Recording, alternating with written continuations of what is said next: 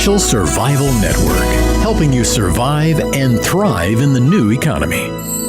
Go to CarrieLutz.com and sign up for 30 free micro trainings on financial survival. 1490 WGCH. This is Carrie Lutz, and you're listening to the Financial Survival Network, which is brought to you by Miles Franklin. They've been in business selling gold and silver for over 20 years, and I'm a customer because when you buy, they ship. For more information, find them on the web at milesfranklin.com or give them a call at 800-822-8080 and get a free quote. 1490 WGCH. This is Carrie Lutz, and you're listening to the Financial Survival Network. I've been curious, probably as you have, about what the current election means to your economic well-being. You know, on FSN, we're about your economic freedom, and today's political system virtually ensures your eventual servitude, so we don't usually get into it. But John LeBoutillier is a fellow New Yorker and former congressman, and from his own vantage point at Newsmax.com, he's been involved in the fight for your freedom for years. So, John, welcome to the Financial Survival Network. I'm so privileged to be here. I hope we all survive. I hope we survive this interview.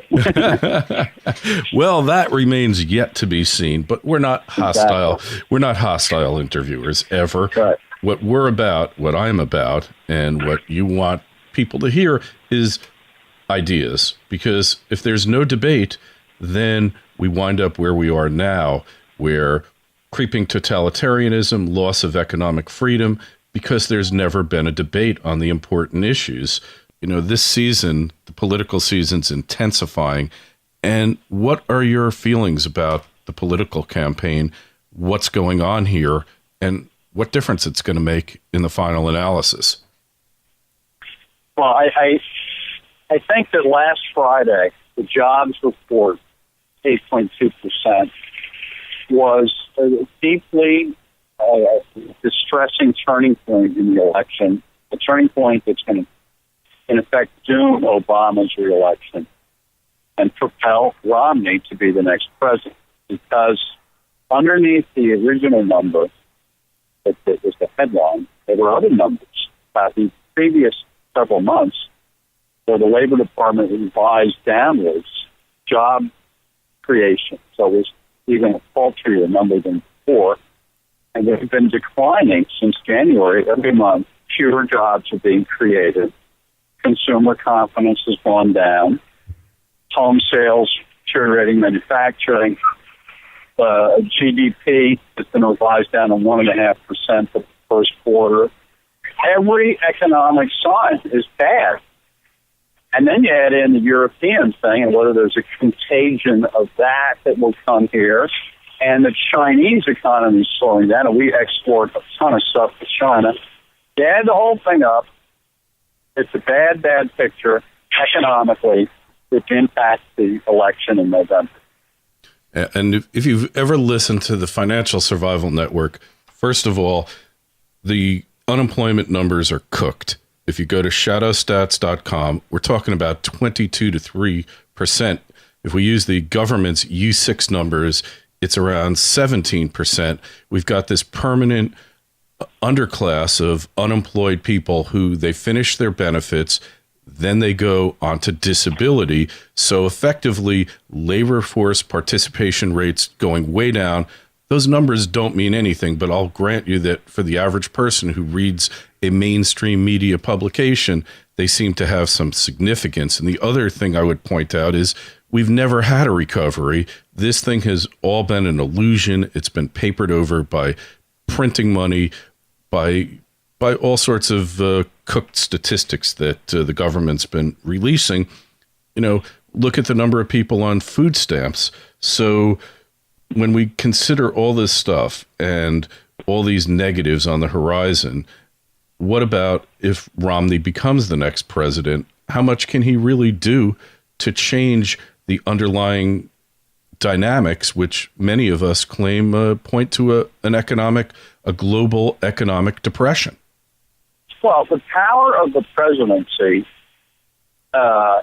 leaving out all this baloney about the bully pulpit and all, He's the leader of the Republican Party at the time, and the Republicans are going to win the House and the Senate. I'm pretty sure of it. So we're going to be back to where we were in 2001 when Bush and the Republicans ran Congress, and also where Obama was in 2009 when the Democrats ran the House and the Senate and the White House. And in both cases, one-party rule was a disaster. Now, this time, if we get it again, Romney has one chance, and one chance only, to use this virtual total control of the federal bureaucracy and machinery and to do one good thing. And I'll tell you what I think it is. I think if he were to adopt an entire budget and debt relief program all in one package, in other words, a yearly budget that included a beginning of paying down the national debt, and I think this thing needs to be done, don't gulp when I tell you this, over a 30-year period where we're going to address entitlements, Social Security, Medicare, Pentagon spending, tax reform, and the annual budget itself. We haven't had a budget for 3 years since Obama got in. If we did all of it and address all these problems in one mega package, and you spread it out over 30 years. It created 30 years to build up a $16 trillion national debt. Okay, it's going to take 30 years to pay it down. But the minute we would pass something like that, the result in the world, in the markets, would be unbelievable faith in the American economy and the American system. But it's a political problem. Does the new president want to do it? Does he have the imagination to do it? And can he get his fellow Republicans to do it? That's the big challenge. It certainly is a Herculean task, but also we have to go back to the nature of modern government today. And, you know, I'm sure you heard about Mayor Bloomberg coming out and wanting to pass a law against double gulp beverages. And the government is trying to do everything, solve every problem. And every problem, I would argue, that society is currently encountering is a direct result of government intervention. What about this whole thing of redefining the purpose of government and getting rid of all these departments that don't do anything? And how about getting rid of those X-ray scanners at the airport that subject us, you know, to massive invasions of privacy? What about all that? Well, and we could take each one. First of all, the Bloomberg thing is an unbelievable disaster. The idea that the mayor of New York is going to dictate the size of the soft drink, or, as he already has, custodian content on every menu in every restaurant in the city, I agree with you. I think this is a way, way overreach by a mayor, by the way, who's not running for re-election, so he can do it without facing the voters. And then there's a case where there's a problem, which we have to admit. Obesity is a problem, but that, unlike what you just said, that is not a problem created by the government. You know, obesity comes from eating too much. That's all. Eating and drinking too much. And it's up to each obese person, if they don't want to be obese, just to go on a diet. It's not up to the government to put people on a diet. It is up to government to put government on a diet. And they never do it. They never do it, including my party. I'm a big Republican. We talk about cutting spending. We never cut spending. We occasionally cut the increase in spending by a little bit. We never cut spending. We never do what you just suggested, eliminate the federal department. We create new federal departments. We never stop them. We never roll them back. We never do any of it. Yeah, exactly here. And yeah, I don't mean to say that every problem in the world is created by the government, but I would aver that most of the economic challenges we're facing now, and whether it's the deficit, whether it's too big to fail banks, mortgage disaster, every economic thing that you can point to is a direct result of government trying to solve a problem and making the problem far worse. And that I totally agree with you on. I always say it this way, that rather than get all venomous towards liberals, I like to say that liberals intend to do a good thing. They're trying to help people, but they do it the wrong way, and they do it through government programs that end up creating other new problems that no one could have foreseen, or you could have foreseen them, but they don't care about it. Obamacare being the greatest new example, but the thing is not even in effect yet. And here where I am in New York City, I can't tell you how many doctors I know who are retiring.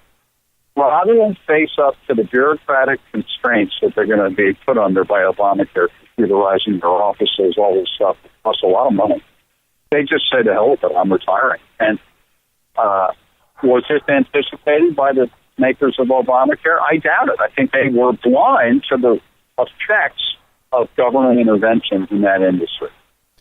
Yeah. Or they didn't care, and they don't like doctors anyway. So. In any industry. I mean, I have to confess that I went to an Obama fundraiser, not out of support for him, but a friend of mine was sponsoring the event, and it was in a large apartment on Park Avenue with I'd say the cream of the liberal crop.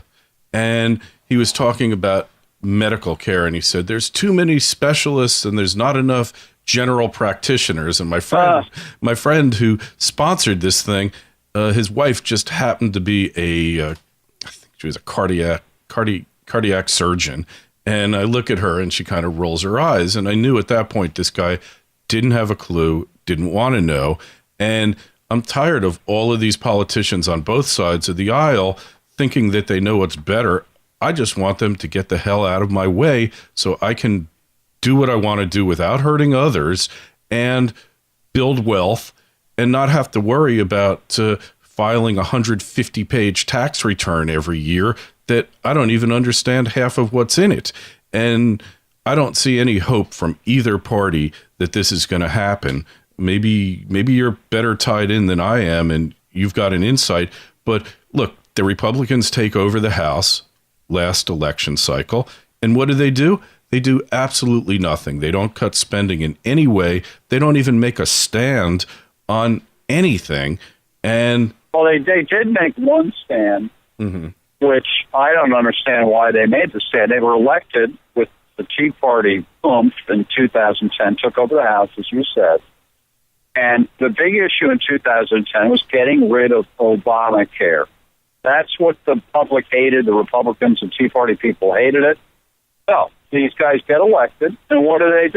Do they get rid of Obamacare? Do they choke it off budget-wise? No. They pass the Ryan budget plan, which gets rid of Medicare. Now, they weren't elected to do that. That's not what they were told by the voters to do. They were told, get rid of Obamacare. Instead, they say, oh, no, we've got to change Medicare. And they voucherize it and change it without any national debate whatsoever. And they hand Obama and the Democrats an issue that will be coming back, believe me, in October and November. Every senior citizen in this country is going to be told by Obama, these Republicans will kill Medicare. And I don't see the point. Well, why are we putting out a position like that can't pass anyway, Democratic Senate? What's the point of it? Bad politics. Yeah, well, we've seen no shortage of that. And the problem is that good politics is vote buying. It's proposing programs, putting together little coalitions of voters through various incentives to get you elected. And that seems to me one of the inherent problems in the system. The political system, I think you'll agree, has really failed all of us and has created a financial colossus, these too big to fail entities, so-called too big to fail. And what it means effectively is that the next thing to fail in this economic collapse, and it's global, is going to be the government and government debt. So we have Romney, who effectively is like a young ensign on the Titanic, and the Titanic's hit the iceberg, it's sinking. He runs up to the control room and he wants a promotion to captain. And, how are you going to stop the Titanic from sinking? I don't think that that the debt is sustainable or payable in any measure. and that's why they're inflating. And we've got a potential currency collapse on the horizon. How's our political system, John? In fairness, you've been part of it. Are they equipped? Do they care about what's happening to the dollar? Do they care about inflation? How are they going to deal with this? Well, until there is inflation, they don't really care about it. And then when it comes, it'll be the only thing they care about, and they'll ignore everything else until that goes away. That's the nature of them. They're short-term focused. They don't plan ahead at all, and they and we pay a terrible price for it. Inflation's cooked in. Can't help but happen based on the amount of spending and the printing of money, as you mentioned at the beginning of the interview, that has gone on in the last two administrations to cover 2 wars, no tax increase to pay for it, stimulus, TARP, and Obamacare. I mean, there's just no money other than fake money. So we haven't even gotten to that yet, and you know it's coming. Yeah. So here's the thing. Your ancestors were kind of in the foundation, the financial bedrock of capitalism in the 1800s and early 1900s, and they helped make America great. Is there a way back to individualism, to limited government, and to restoring the greatness of the country, or are we just whistling past the cemetery? No, I think there is a way, and I think the way is where we're headed, which is we can't really change things until the current system has bottomed out. It's like an alcoholic never addresses his or her addiction until they're at rock bottom. We're headed towards rock bottom. We're not there yet, but we're headed there.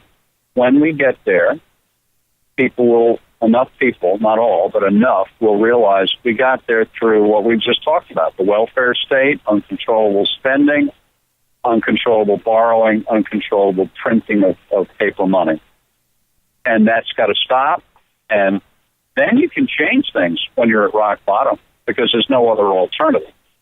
We can then consolidate programs and departments and shrink the size of government on the federal and state and local level because we'll have to, because there's no money to pay for this stuff anymore. Yeah. And then other things that need to be done, like there needs to be unbelievable banking regulation to break up these big banks. This is a disaster waiting to happen all over again, and we've done nothing after 2008 and 2009 to fix it at all. We had the same people who rotted out the system are the ones deciding how to re-regulate it, and they haven't done a thing. Yeah. It's distressing when you see that, the definition of insanity, doing the same thing over and over again, expecting a different outcome. We've heard that cliche till we're blue in the face. And unfortunately, I tend to agree with you that we're going to hit bottom, whether they try to do something or not.